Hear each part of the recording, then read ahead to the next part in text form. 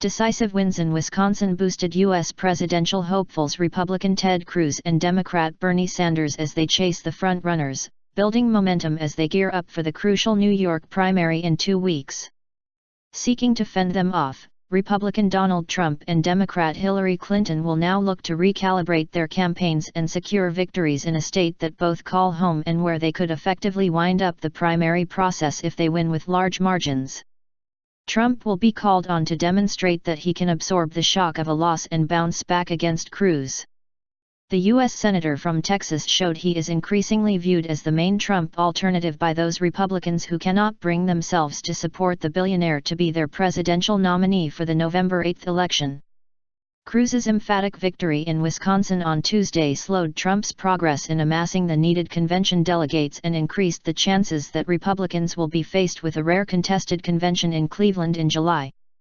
The Republican race now turns to New York, which votes on April 19. Republican New York Chairman Ed Cox said he believes the state could decide the nomination. "Given the wide diversity in New York, I think it will be a definitive moment," Cox said. On the Democratic side, Sanders, a Brooklyn-born U.S. Senator representing Vermont, is trying to stage a come-from-behind upset of Clinton, but will struggle to overcome a large deficit in delegates. Sanders' win in Wisconsin, which brought his victory tally to 6 out of the last 7 contests, added to Clinton's frustration over her inability to swiftly knock out a rival who has attacked her from the left. That frustration was on full display on Wednesday when the former Secretary of State gave 2 live televised interviews in which she criticized Sanders. In contrast to a Republican primary season that has been rife with personal insults, the Democrats have largely avoided personal attacks and stuck to policy arguments. But Clinton attacked Sanders for his position on guns and said he lacked a depth of policy understanding. "You can't really help people if you don't know how to do what you say you want to do," Clinton said on MSNBC's Morning Joe. "I think he hadn't done his homework and he's been talking for more than a year about doing things that he hasn't really studied or understood." She criticized him for an interview to New York's Daily News in which he failed to offer specifics on how he would break up large banks, a key part of his campaign message, when he was asked how he would put to use the existing financial regulation Dodd-Frank law. "It's not clear that he knows how Dodd-Frank works," Clinton told CNN in an interview on Wednesday afternoon. The Democratic Party nominating race moves to Wyoming on April 9 before New York. A contested convention.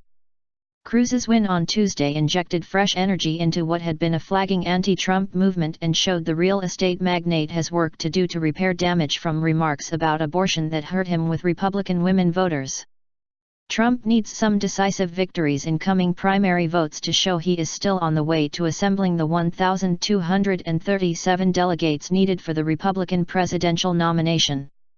He has 743 delegates so far, and Cruz 517, with Ohio Governor John Kasich trailing well back with 143 delegates, according to an Associated Press count. Trump needs to win 55% of the remaining delegates to reach the threshold.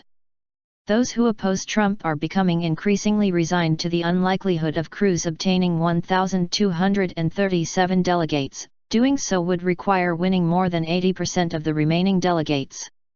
But the anti-Trump camp hopes that if no candidate reaches the needed number of delegates, Republicans would be able to block Trump in a contested convention and select someone else to be the party's choice. Cruz's win in Wisconsin kept that hope alive, diminishing the chances that he would give up before the convention in Cleveland in July. Everybody involved in the campaigns have invested countless time, sweat, tears, money, and hopes. "It is virtually impossible to just walk away from that," said Craig Shirley, who wrote a biography of Ronald Reagan, one of 2 candidates who competed in the last contested Republican convention in 1976. "To fall just a couple delegates short and just take your marbles and go home, it doesn't work like that." Trump is heading to favorable turf in the Northeast and is already predicting victory in New York.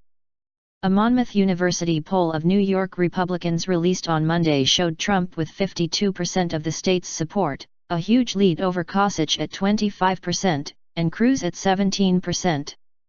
If this result holds in every single congressional district, Trump will walk away with nearly all of New York State's delegates, said Patrick Murray, director of the Monmouth University Polling Institute.